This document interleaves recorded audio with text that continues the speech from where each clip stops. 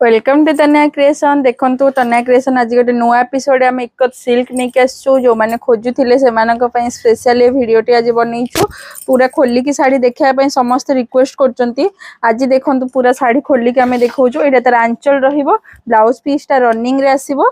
एटा देखंतु full body रो work. Next colour मु आपन को देखौची एटा देखि दियंतु एटा हला तार बॉडी रो पार्ट रहिबो।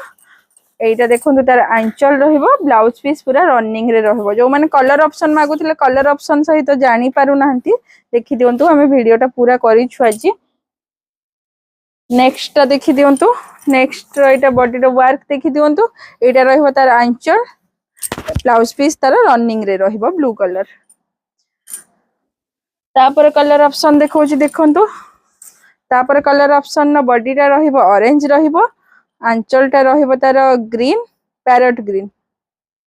गोटे सेकंड देखंतु एटा रहिबो आंचल एटा रहिबो पैरेट ग्रीन आंचल रहिबो एटा रहिबो तार ब्लाउज पीस फुल बॉडी टा ऑरेंज।